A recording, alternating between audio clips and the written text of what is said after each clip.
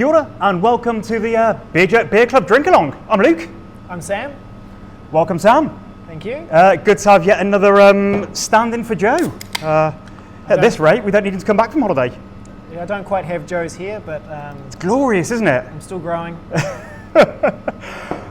So this week we are drinking Laser APA from Pacific Coast Brewing, which is a beer that you brewed.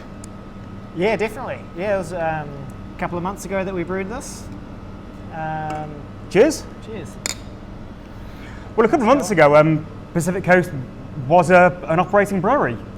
So a lot has changed in the 6 weeks since we got this to send out to you wonderful subscribers. Yeah, Pacific Coast is no more. And, well, you're on the lookout for a good job, right? Yeah, definitely. Open to all opportunities if anyone's looking for a fantastic brewer. But yeah, closed the doors yesterday and looking on to the next chapter of life. Strange times, hey? Yeah, definitely. Yeah, that was such a shock just to hear about, just suddenly get the phone call and it's like, yeah, actually, it's closed up, liquidators. Yeah, you're sort of working at a brewery, you kind of love what you do, and you don't know when to stop working until someone says you stop working now. Yeah. So yeah, I was fixing some stuff around the brewery, and then yeah, the boss comes over and says, "Don't bother coming into work tomorrow." Oh. So, yeah. That's where I'm at the moment.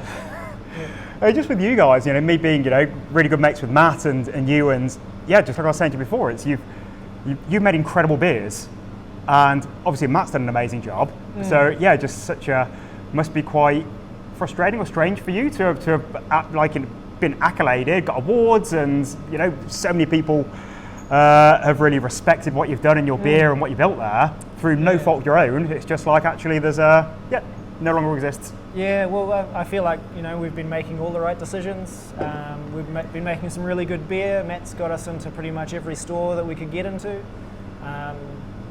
Yeah, and just the switch went off and there's not very much beer being sold anymore. So yeah, tough times. Well, hopefully it's kind of the last liquidation we see in New Zealand brewers for a while. Yeah, maybe last one on, first one off. Oh, God. So, back to the beer. So, this is Laser. Why is it called Laser? Well, for our clear beers, we're looking at doing like a boat series. Laser, of course, being a small boat. Yeah. The beauty about this beer is that Laser is also like a focused beam, and this was a smash beer, so 100% Vienna malt, 100% New Zealand Cascade or Taiheki, whatever you want to call it. Yeah. And just trying to get like lots of flavour and a full amount of flavour from 2 ingredients. It's been the key for this one. Well, I say 2 ingredients. The yeast is also another ingredient. Probably one of the first brews in New Zealand to use the Lalbrew Pomona strain, which gives like quite a full sort of thiol-y biotransformation kick to the beer to give it sort of like a juiciness that's not quite hoppy and it's not quite malty kind of thing. So Pomona, is that like linked to Pomona Island in Britain brewery? Like the Verdant yeast was sort of developed with Verdant? Or? No, it was a collaboration between Lalmond and it escapes me, the one in Canada. Another yeast laboratory. Yep. And it will come to you, and I'll put it in the notes in the email. Thank you. Yeah. But yeah, so the other yeast laboratory had been selling it wet, and Lalmont started distributing it in a dry form. Yeah. And it's super fast. It's almost quite fast. Okay. But you ferment it at standard ale temps. Yep.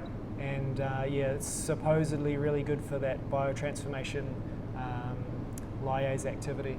Yeah. That really gets the fruitiness and the juiciness going. So with this beer, are you really getting that expression, do you think? Yeah, I was hoping for a little bit more. I was actually hoping for a lot more Turkish delight. You'll still get it because that's sort of like the signature Taiheki flavour profile and aroma profile. But I was hoping for a little bit more of that, but it brought more sort of stone fruit character than the Turkish Delight, I feel, anyway. Yeah, it's big stone fruit that I'm getting. People get different things, so Totally, yeah. no one's wrong. So do you use a lot of Vienna in your recipes? My daughter's name's Vienna, so yes. If there was a single malt to use, if I had to use only one malt ever, it would be Vienna. So, Okay. yeah. Well, I think that might link into the, we do an album match every week, so I think that might mix into the Okay. music match. Unless, Yeah. do you have a recommendation for a record you'd like people listening to? Or is it going to be Ultravox? No.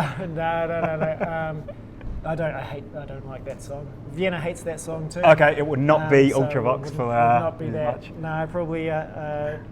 The latest Metallica album's quite good, so Is I don't it? know if you can get that. You might be able to get that on vinyl these days. All right, nice. I'll flick that in as the music pairing.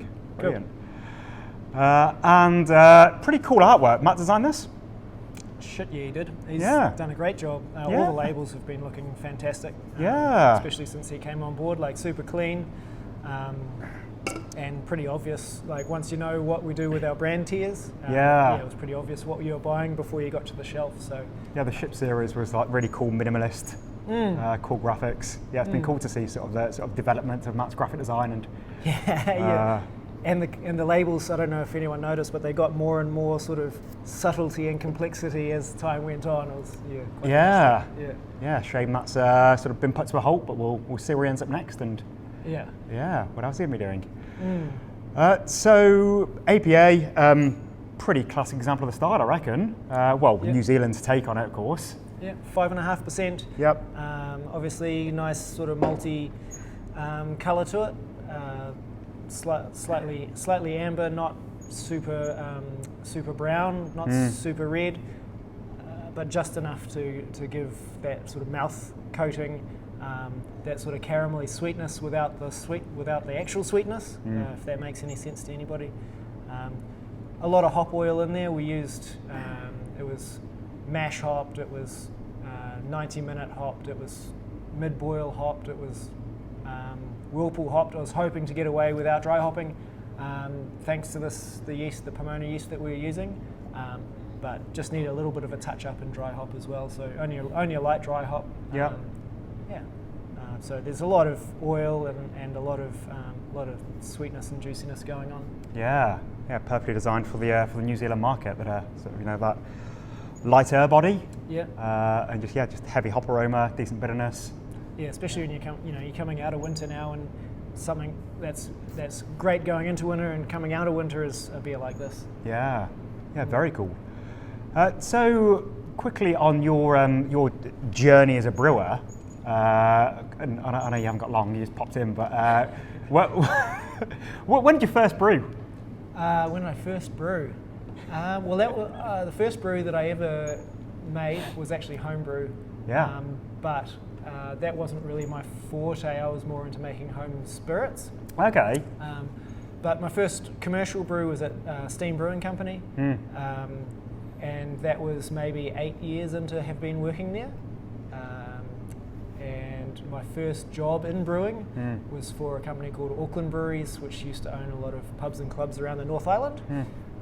Steam Brewing bought the Auckland Breweries site, and so I came along for the ride there. I was able to work with them because I knew the ownership team for the Cock and Bull pubs. Yeah. And so was able to get a job driving the fork hoist at Steam Brewing or Auckland Breweries, because they were contract brewing the Cock and Bull beers back then. Yeah. And was there for almost a decade, and then made the switch across to just up the road at Galbraith's. Yeah. For a couple of years. So at Steam, you've been brewing beers for brands like Epic and Batch and some of those. Yeah, bigger. did a couple of 8-wired brews. Before they went to. When they were out of Blenheim. Yeah. Trying to think of. And even Galbraith's, did a couple of Galbraith's batches. Did their Bohemian Pilsner. Yeah. Beer. I remember when they did some in bottles that were going through Hancock's and Glengarry's. Yeah, well, strong ale. I was involved with rolling the casks down from Galbraith's to Steam, they conditioned in the bright beer tank room at steam, and we pushed them out of the casks and into a tank, primed it, and then through the bottling line there. Very cool. Bottle conditioned. Yeah. The first one, which wasn't brewed by me, the strong ale, that developed like a Brett character to it, which everyone loved. Yeah. But it wasn't intentional. Yeah. But you The beauty of wood, take right? your wins. Yeah. So good. And we did another one when I was the brewer at Galbraith's. Sent some casks down there for that as well. Yeah. So you were there, would that have been just before Ian, or? After Ian trained me up. Oh, okay. So yeah. So it would have been Ian, then you, then Ian, Paddy? myself, and then my friend Tom got the job. Yeah. And then after Tom was Paddy. Yeah. Yeah. Yeah, that's a bit of a unique place to brew at. Yeah, she was. Yeah, it was a great learning experience to be, looking after a tiny brewery by yourself, and there's no real team to help you with anything, pretty old rustic kit. Yeah. It's been upgraded since, but yeah. Well, it was the backup plan, I think, as Keith calls it, for the better part of 20 years. Yeah. Just some dairy tanks cobbled together, so and that's amazing that they can get it to work, and great place to learn. And that's still what a lot of real ale breweries look like, sort of open fermenters, and certain types of beers just really lend themselves to more archaic systems. So you haven't missed doing brewing real ales? A little bit. Well, the beauty of working up there is that Keith gets ingredients from the place that the style is well known for. So he gets lots of British whole cone hops. He gets lots of hops for his Czech Pilsner from the Czech Republic, and malt from the Czech Republic, and all that sort of thing. So he tries to brew the beer style with ingredients from the nation of the beer style. Yeah. So it was a really good learning curve to just put your hands on those ingredients from all around the planet. When a lot of New Zealand breweries are just using American hops or US New Zealand hops or whatever, it was a really good way to learn how different hops around the planet work. Yeah, very cool. And then you're on to Sawmill? Yeah, so we went made the journey up to Sawmill, tasked with moving it from the cafe site in Lee down to their current big project. Current place of brewing at the moment. So the brewing equipment was already purchased. I was just tasked with just making it work. Yeah. So, really cool learning curve. Having to learn how to brew in the old kit, then to learn how to brew on the new kit, and then fire burns the place down and you try and build the old kit again. In the meantime, doing contract brews. I think we're working with 13 different contract partners over that 9 months that we didn't have a brewery operational. Yeah.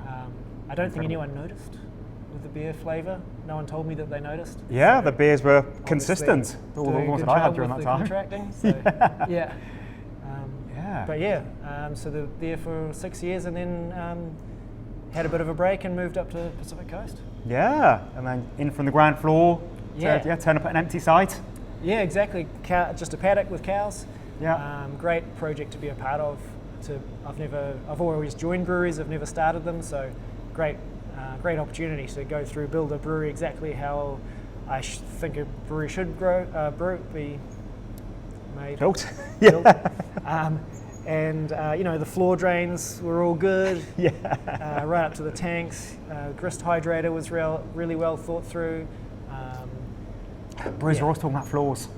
Yeah, exactly. I've seen some terrible floors in breweries. This was great. You hardly even needed to spray it down. It was so good. To get it all the way up to making some great beer. Hopefully, we almost got to a really good brew. I'm quite picky with my own brews, and as well as some other people's brews. But anyway, got to making some really great beer, and I think we almost got ascended to the next level. Starting to get awards and things for the next season of awards. Yeah. But didn't quite make it. So Well, here's to the future and whatever happens next. So thanks for joining us, everyone. Cheers, Sam. Cheers. And cheers to Pacific Coast Brewing. It was a wonderful thing while it lasted. Rest in peace.